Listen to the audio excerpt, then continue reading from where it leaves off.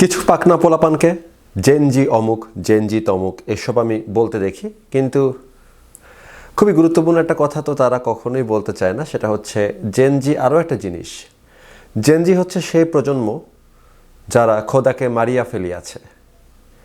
এই বিষয়ে আপনারা অনেকেই শুনে থাকতে পারেন, ফ্রেডরিক নিৎসে এরকমটা বলেছিলেন যে গড ইজ ডেড। আইডিয়াটা অনেক রকম আইডিয়া আছে গড ইজ ডেডের। সাঁতরে বলেছেন এরকম কথা, এবং এটা অনেক আগ থেকে আসছে, মানে একদম খ্রিস্টপূর্ব সময়েও গড ইজ ডেড ধারণা প্রচলিত ছিল। কারণ রোমান গডদেরকে কোনো কোনো দার্শনিক মেনে নেন নাই, বলছেন যে রোমান গডরা তো আসলে মিথোলজিতে ভরপুর, এখানে আসলে এরকম কিছু হয় নাই, আপনারা হুদাহুদি গড নিয়ে চিন্তা করতেছেন। তারপরে কোনো আরেকজন দার্শনিক, মোস্ট প্রবাবলি খুবই পরিচিত নাম, আমি নামটা মনে করতে পারতেছি না, উনি বলছিলেন যে আপনি গড যদি থেকেও থাকে তারা আসলে মানুষকে পেরানোর জন্য এত ব্যস্ত না। গডের র্যাথ, গডের শাস্তি অথবা গডের পুরস্কার কোনো কিছু মানুষ পাইতে পারে না। এটা ছিল ওনার একটা টেক গডের ওপর। কিন্তু তিনি এতটুকু নিশ্চিত ছিলেন যে রোমান গডরা কোনো গড না, বা এই জিনিসটা ক্রিশ্চিয়ানদেরকে কিন্তু ফেস করতে হয়েছে। প্রথম ক্রিশ্চিয়ানদেরকে নাস্তিক বলা হইতো, কারণ ক্রিশ্চিয়ানরা ওদের গড মানে না। এবং আপনি খেয়াল করে দেখবেন যে খোদা মইরা গেছে, এই আইডিয়াটা মূলত সবচেয়ে সহজ করে বলে জিনিসটা এরকম হওয়ার কথা যে ধরেন পুরো পৃথিবীতে যে মুহূর্তে আল্লাহকে ডাকার আর কোনো লোক থাকবে না, অর্থাৎ যে আর কেউ কখনো এমন একটা মানুষও বেঁচে নেয় যে আল্লাহকে খোদা হিসেবে বিশ্বাস করে, ওই মুহূর্তে আল্লাহ মরে যাবে। কারণ কনসেপ্টটা এরকম যে আপনি ততক্ষণ পর্যন্তই আপনার খোদা বাইচে আছে যতক্ষণ পর্যন্ত তাকে ডাকার, তাকে উপাসনা করার একটা লোক আছে। তার কাছে আল্লাহ সত্য, তার কাছে আল্লাহ পৃথিবীর মালিক, পৃথিবীতে যা ইচ্ছা তাই করতে পারে। যেই মুহূর্তে সে থাকবে না আর পৃথিবীতে, কোনো একটা সময় যদি পৃথিবীর কেউ আর সেই ধর্মে বিশ্বাস না করে, কোনো একটা প্রতিষ্ঠানও যদি না থাকে সেই ধর্মের ব্যাপারে, তাহলেই খোদা মৃত আর কি। খোদা মানুষের উপর নির্ভরশীল, মানুষটা যদি না থাকে তাকে ডাকার মতন, তাহলে খোদা আর থাকে না। এই বিষয়টা তো আমরা আগেও প্রমাণ পেয়েছি। যখন মনে করেন যে মিশরে অনেক ধরনের খোদা, মিশরের যে গডের কনসেপ্ট, মিশরের লোকজন তো কখনো চিন্তা করে নাই যে পৃথিবীতে এমন একটা দিন আসবে যে ফাস্টেস্ট গ্রোয়িং রিলিজিয়ন অথবা পৃথিবীর সর্ববৃহৎ রিলিজিয়ন থাকবে না। এটা তারা চিন্তাও করতে পারে নাই, কিন্তু এখন নাই, এখন কেউ বিশ্বাস করে না। আপনি বলতে পারেন যে তারপরেও তো খোদা থেকে যায়, তারপরেও তো খোদা থাকে মূর্তিতে, খোদা থাকে স্ক্রিপচারে, খোদা থাকে ওইসব প্রাচীন ইতিহাসের মধ্যে। না, ইতিহাসটা থাকে যে মানুষ ওইরকম একটা খোদা বিশ্বাস করতো, কিন্তু খোদা আর থাকে না, খোদা মারা গেছেন, কারো কাছে আর ওই খোদা জীবিত নাই। একইভাবে চিন্তা করে দেখেন যে যদি এরকমটা বলি যে এই অ্যাপার্টমেন্টের ভিতরে, এই ফ্ল্যাটের ভিতরে আসলে গড কি আছেন? নাই। এখানে কোনো ক্রিশ্চিয়ানিটিতে বিলিভ করা একটা মানুষ এখানে থাকে না, তার মানে এখানে গড নাই। এখানে কি দেবতা আনুবিসের কোনো উপাসক আছেন? নাই। তার মানে গড, এই অ্যাপার্টমেন্টের ভিতরে গড ডেড, এই অ্যাপার্টমেন্টের ভিতরে আনুবিস ডেড। যে কোনো বাসায়, যে কোনো তল্লাটে যদি আল্লাহকে ডাকার কেউ না থাকে, তাহলে সেখানে আল্লাহ মৃত, সেখানে আল্লাহর কোনো পাওয়ার নাই। এখন এই জিনিসটা, এই কনসেপ্টটা হচ্ছে গড ইজ ডেড কনসেপ্ট। এবং একটা ব্যাপার আপনি খেয়াল করে দেখবেন যে জেনজি, তাদের একটা বড় অংশ এই গড ইজ ডেড কনসেপ্টে খুব ভালো মতন বিশ্বাস করে। কিন্তু আপনাদের এখানে ওখানে গজিয়ে ওঠে নিজেকে জেনজি দাবি করার লোকজন কিন্তু অনেক কিছুই বলে যে জেনজি অনেক খোলামেলা কথা বলতে পছন্দ করে, খোলামেলা কথা শুনতে পছন্দ করে, এই কথাগুলো সত্য। কিন্তু একই সাথে জেনজি কিন্তু গডে খুব একটা বিশ্বাস করে না। আবার এটারই একটা খুবই ভয়ানক ব্যাকলাশ হিসাবে আপনি জেনজির খুব একটা ক্ষুদ্র অংশকে দেখতেছেন যে এক্সট্রিমলি গডে বিশ্বাস করার চেষ্টা করতেছে। এটা কিন্তু আসলে মানে কোনো বৈশিষ্ট্য নেই, এটা একটা হচ্ছে আপনার রোগ লক্ষণ। মানে এই বর্তমান সময়ে বাংলাদেশে হঠাৎ করে গত 10-12 বছরের মধ্যে যে এত মৌলবাদীর চর্চা হচ্ছে, অনেকে মানে হিজাব পরা শুরু করতেছে, অনেকে টুপি পরা শুরু করতেছে, অনেকে আল্লাহ আলহামদুলিল্লাহ বলা শুরু করছে, আল্লাহর উপাসনা শুরু করছে। অনেক তরুণ পোলাপানকে দেখবেন যারা জেনজি, তারা আল্লাহ বিল্লাহ করা শুরু করছে। এটা দেখে আমি এটা অনেক আগ থেকে বলি, আমি সেই তখন থেকেই বলি যে এটা একটা লক্ষণ, এটা একটা প্রতিক্রিয়া, এটা কিন্তু ইফেক্ট, এটা কিন্তু কজ না। মানে ব্যাপারটা এরকম না যে এই জিনিসটা আসতেছে, মানুষ এখন ধর্মের দিকে যাবে কারণ ধর্ম হচ্ছে নতুন করে পুনরুজ্জীবিত হচ্ছে, বিষয়টা এরকম মোটেও না। বিষয়টা হচ্ছে এরকম যে গত 50-60 বছর ধরেই ধর্ম মারা যাচ্ছে। গড ইজ ডেড এই কনসেপ্টটা দিন দিন আরও বেশি ছড়াচ্ছে। এটার একটা রিয়াকশন হিসাবে আপনারা দেখতেছেন যে অনেকে হঠাৎ করে ধার্মিক হয়ে যাচ্ছে, নিজেকে ধর্ম প্রচার করার জন্য উদ্গ্রীব সাধারণ মানুষ। শিবির তো আছেই, শিবিররা তো চেষ্টা করতেছে আর বেশি লোক রিক্রুট করতে, সেটা আমি ডিনাই করতেছি না। আমি বলতেছি যে 1970 সালে শিবির যতজনকে রিক্রুট করতে পারতো এখন তার থেকে অনেক বেশি লোককে রিক্রুট করতে পারবে, কারণ এখন মানুষ এই প্রতিক্রিয়া অনুযায়ী সাধারণ মানুষও ধর্মের দিকে যাচ্ছে অনেকে।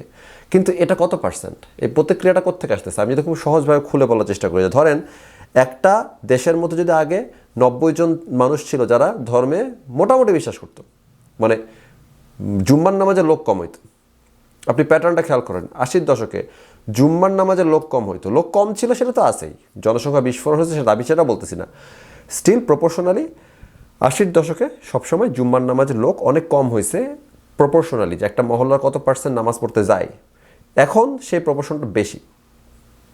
তার কারণ হচ্ছে 80-র দশকে 90% মতন লোক বা একটা বিশাল অংশের লোক মনে করতো যে ধর্ম সবই সত্য, আল্লাহতে বিশ্বাস করতো, কিন্তু অত ধর্মকর্ম পালন করতো না। এই জন্য তাদের জুম্মার নামাজে দৌড়ানোর হিড়িক ছিল না, কিন্তু ধর্মটা ছিল। তখন মুসলমানের সংখ্যা ছিল বেশি বাংলাদেশে পার্সেন্টেজ অনুযায়ী। এখন মুসলমানের সংখ্যা হয়ে গেছে 90-something%, কিন্তু এর মধ্যে 20% লোকও নাই যে ট্রুলি বিলিভ করে যে পৃথিবীর ওপরে ওই সিদরাতুল মুনতাহা পার করে গেলে একজন আল্লাহর আরশ আছে। এটা কেউ বিশ্বাস করে না, মেজরিটি বিশ্বাস করে না, এবং তাদের মধ্যে ব্যাপক সন্দেহ আছে। কথা বলতে বসলে বোঝা যায় তারা কিন্তু জুম্মার নামাজে যায়, বাই দ্য ওয়ে। তারা এখন জুম্মার নামাজে অনেক বেশি যায়, অনেকে যায় পিয়ার প্রেশার, অনেকে যায় ওই যে প্রতিক্রিয়ার অংশ হিসাবে, কিন্তু সে ধর্মটাই বিশ্বাস করে না, ধর্মটাকে সে চ্যালেঞ্জ করে, ডাউট করে। এরকম আমার লোকজন দেখছে যাদের সাথে কথা বলতে আসলে তারা বলে কি মাঝে মাঝে আমার মনে হয় যে আসলে কি আল্লাহ টাল্লাহ আছে, তো ওর তো ইমান গেছে আর কি বহুত আগে এখন, কিন্তু ও কিন্তু সারাদিনই মানে সারা জীবনই নামাজ পড়ে আসছে, এখনও পড়তেছে, সব জায়গাতে নিজের নাম ইসলাম লেখে। মানে প্রবলেমটা হচ্ছে যে এখন কনসেপ্টটা এত রন্ধ্রে প্রত্যেকটা ফ্যামিলির প্রত্যেকটা ছেলে মেয়ের ভেতরে অ্যাটলিস্ট এই জিনিসটা টাচ করছে যে হয়তো আল্লাহ নাই, হয়তো আল্লাহ বলে কিছু নাই, এই প্রশ্নটা আসছে মনে। এবং তারপরে তারা নিজেদেরকে ট্যাকল দিতে বারবার আলেমের কাছে যায়, এই বই পড়ে ওই বই পড়ে, এই ধরনের লেখা পড়ে যে আচ্ছা ঠিক আছে এরকম সন্দেহ আসলে সেগুলোর জবাব এরকম এরকম এরকম, তারপর ভাবে যে না না ঠিক আছে আল্লাহ মনে হয় তাহলে আছে। কিন্তু ও কিন্তু আর কনভিন্সড হয় নাই, ও কিন্তু এখনও কনভিন্সড হয় নাই, ও কিন্তু এখনও কনফিউজড যে আল্লাহ কি আসলে আছে কি নাই। অ্যান্ড দেখেন এই ধরনের মানুষের সংখ্যা কিন্তু এখন অনেক বেশি। 90s-80s কিন্তু মানুষ নামাজ পড়তে মসজিদে যাইতো না, কিন্তু জিজ্ঞাসা করলে বলতো যে আল্লাহ ভরসা, এটা মন থেকে বলতো। এখন লোকজন আল্লাহ ভরসা বলার সাহস পায় না, কারণ ও এটা বিলিভ করে না, ও বুঝে না যে আল্লাহকে আদৌ আছে নাকি নাই, হয়তো নাই হয়তো আছে, ও কিন্তু বুঝতেছে না যে ঘটনা কী হইতেছে। সুতরাং এটা একটা জেনজির একটা ট্রেট, এবং এইটা মানে এটা এত সাটল কিন্তু এত স্ট্রং যে সবার মধ্যে আল্লাহ বিল্লাহ করার প্রবণতা অনেক বাড়ছে। এবং এটা হচ্ছে আমি এভাবে দেখি যে ধরেন মারা যাওয়ার আগে দেখবেন যে এটা একটা খুবই প্রচলিত জিনিস, যে একটা থ্রেড ছিল এরকম যেখানে অনেক আমেরিকানরা কথা বলতেছিল, তো তারা বলতেছিল একজন পোস্ট দিছে, মানে থ্রেডটা হচ্ছে একটা মিম, একজন পোস্ট দিছে যে ইয়েই একটা কার্টুন, মেবি আমি পেলে এখানে দিয়ে দিব, একটা কার্টুনে এরকম দেখাচ্ছে যে একজন খুশি হয়ে গেছে, ইয়েই আমার বউ আজকে অনেক ভালো আছে, হাসতেছে, উঠে বসছে অনেকদিন পরে, পানি খাচ্ছে, কথা বলছে, গেম খেলতেছে, ইয়েই আমার বউ ভালো হয়ে যাচ্ছে। তখন পিছনে একজন চিন্তা করতেছে কেউ কেউ কেউ বলবো, কি বলবে? এটা সবসময় হয় যাদের খুবই কাছের মানুষ মারা গেছে, তারা সবাই জানে যে মানুষ মারা যাওয়ার আগে শেষবারের মতন একবার জ্বলে উঠে, প্রচণ্ড রকমের সতেজ, একদিন ফ্যান্টাস্টিক পারফর্ম করে, দেখা যায় যে হেঁটে চলে বেড়াচ্ছে, পেপার পড়তেছে, গান শুনতেছে, জোকস করতেছে, খাবার খাচ্ছে আগ্রহ নিয়ে, কারণ সে আর 12 ঘন্টার মধ্যে মারা যাবে।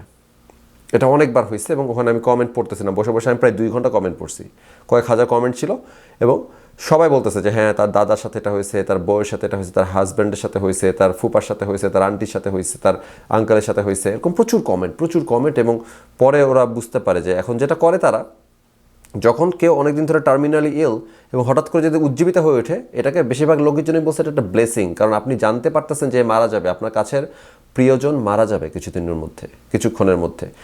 তখনই তারা ফোন কল করা শুরু করে, ছেলেকে ডাকে, মেয়েকে ডাকে, সবাইকে ডাকে, সবাই দৌড়ায় আসে, এবং সবাই শেষ মুহূর্তটা কাটাতে চায় ভালোভাবে, যেটা তো একটা অপরচুনিটি যে আপনি শেষ কয়েকটা ঘন্টা আপনার প্রিয়জনের সাথে কাটাচ্ছেন, কারণ আপনি নিশ্চিত যে আপনার বাবা মারা যাবে, বা আপনার মা মারা যাবে, আপনার খালু ফুপু চাচা চাচি যে হোক না কেন, সে আর 12 ঘন্টা 10 ঘন্টার মধ্যে মারা যাবে, সেই জন্য সে উজ্জীবিত হয়ে উঠছে। খুশি হওয়ার কিছু নয় যে আরে ভালো হয়ে যাচ্ছে, কালকে আসবো, কালকে পাবেন না আপনি। সো এই ধরনের অনেক মানে আমি পরামর্শ দেখছি, যে এই পরামর্শগুলো আমি ভবিষ্যতে মেনে চলার চেষ্টা করবো। আমি যদি দেখি যে আমার কোনো টার্মিনাল ইল আত্মীয় বা প্রিয়জন হঠাৎ করে উজ্জীবিত হয়ে উঠছে, আমি চেষ্টা করবো যে সবাইকে ফোন দিয়ে ডেকে নিয়ে এসে ওর সাথে একটা ভালো টাইম স্পেন্ড করতে, যাতে ও মারা গেলে আমাদের মনে এতটুকু থাকে যে আমরা শেষ পর্যন্ত তার সাথে টাইম স্পেন্ড করতে পারছি। অ্যান্ড এক্স্যাক্টলি এই একই কেস হচ্ছে কোথায়? ধর্মের ক্ষেত্রে। এই মুহূর্তে ধর্মের একটা খুবই বাম্পার ফলন দেখা যাচ্ছে সব জায়গাতে, কারণ ধর্ম হচ্ছে ওই জায়গাতে চলে আসে যেখানে ধর্ম মারা যাচ্ছে। এবং মারা যাওয়ার আগে দপ করে জ্বলে ওঠা যে ব্যাপারটা আছে সেটা জ্বলে উঠতেছে, এবং এই জ্বলে ওঠা আসলে লাভ হচ্ছে না। তখন যেটা হয় যে মানুষের শেষ সমস্ত সিস্টেমে মানুষ সর্বশক্তি নিংড়ে দেয় এবং শেষ শক্তিটুকু শেষ করে ফেলে। ধর্ম তাই করতেছে, এবং সেটা কিন্তু তাকে হয়তো 3-4 দিন নির্জীবভাবে বেঁচে থাকার সুযোগ দিতে পারতো তার বডি, কিন্তু সে এমনভাবে উজ্জীবিত হয়ে ওঠে যে সে ওই দিনই মারা যায়। ধর্ম তাই করতেছে, ধর্ম হয়তো আরও কষ্ট সৃষ্টে 20-30 বছর টিকে থাকতে পারতো পৃথিবীর বুকে, কিন্তু ধর্ম শেষে মারা যাচ্ছে দেখে এমনভাবে উজ্জীবিত হয়ে উঠতেছে, প্রতি বছর ডিক্লাইন হচ্ছে অনেক বেশি, মানে অনেক বেশি মানুষ ধর্ম ছেড়ে দিচ্ছে যে এই বালছাল করতে পারবো না ভাই, আর নিতে পারতেছি না এইসব বাড়া। এই জন্য খোদা মরিতেছে, খোদাকে আমরা মেরে ফেলতেছি, এবং আমরা যদি না চাই তাও খোদা মারা যাবে। এই যে বলে না রিয়েলিটি মাইনা নিতে, তো আপনাদের উচিত রিয়েলিটিটাকে মাইনা নেওয়া কম বেশি। আর এই বিষয়টা এটা অনেকেই জানেন, কিন্তু আমি জানি যে অনেকে জানেন না, যে গড ইজ ডেড লিখে সার্চ করেন, অনেক কিছু পাবেন, এবং শুধু নিশ্চয়তা বসে থাকেন না, একটু দেখেন, মজা পাবেন জিনিসটা।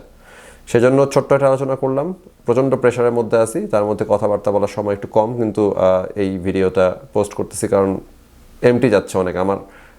আরেকটা ব্যাপার হচ্ছে যে যদি আপনাদের পরিচিত কেউ থাকে যে আমার ফেসবুক আইডি খুঁজতেছে, তাকে প্লিজ ইউটিউব চ্যানেলটা দিয়েন, কারণ ফেসবুক আইডি যে কোনো দিন আবারও ডিলিট হয়ে যাবে বলে আমার ধারণা। প্রচণ্ড অ্যাটাক চলতেছে আমার ফেসবুকের মধ্যে। কিছু মানুষ জিজ্ঞাসা করছেন যে ফেসবুকে আপনাকে পাচ্ছি না বা রেগুলারলি দেখতেছি না, কারণ ভাই সবাই অ্যাটাক করে, মানে আমাকে যারা অ্যাটাক করতেছে তারা আবার ইনবক্সে বলতেছে যে তোর অ্যাকাউন্ট খেয়ে দেওয়ার জন্য আমরা আবার মাঠে নামছি, কয়দিন পারবি রাখিস, মানে এটা হয়তো আবার যাবে, কারণ আমি তো কোনো এনার্জি ব্যয় করি না রে ভাই। আমি এটাকে ঠেকানোর জন্য মনে করেন যে আমি এখন পাল্টা ফাইট ব্যাক করা শুরু করলাম। এরা করে প্রথম আইডি একদম যেটা আমার ছিল, ওটা কিন্তু 1.5 মাসের বেশি সময় লাগছে, অনেক ফাইট করছে, 3বার সাসপেন্ড করতে পারছে, আমি 3বারই ফেরত নিয়ে আসছি। ডিজেবল যখন হয়েছে ওই পর্যায়ে ফাইট আমি করবো না এসব আইডির জন্য, এসব আইডির কোনো দাম নাই আমার কাছে। সুতরাং ওরা অ্যাটাক করলে আমি ওই যে 1.5 মাস ধরে ফাইট করবো, প্রচুর ঘন্টা যায়, কিন্তু এত ঘন্টা দেওয়ার টাইম নাই আমার। সুতরাং ওরা আইডি খেয়ে দিলে খেয়ে দিবে, সে কারণে যদি কেউ আমার আইডি খুঁজে বা আমাকে খুঁজে, তাকে প্লিজ এই ইউটিউব চ্যানেল দিয়েন, কারণ অ্যাটলিস্ট ইউটিউব চ্যানেলে থাকলে আপনারা প্রশ্ন করলে আমি আমার নতুন আইডিটা আপনাদের সাথে শেয়ার করতে পারবো, না হলে তো পারবো না, ওই আইডি চলে যাবে আর কি। তো যাই হোক, সবাই ভালো থাকবেন, আজকের মতন বিদায়, খুব বেশি কথা বলতে চাই নাই, সময় কম। সবাই ভালো থাকবেন, আবারও আর দেখা হবে হোপফুলি। খুবই কঠিন এখন ভিডিও বানানো, তারপর চেষ্টা করতেছি। ধন্যবাদ।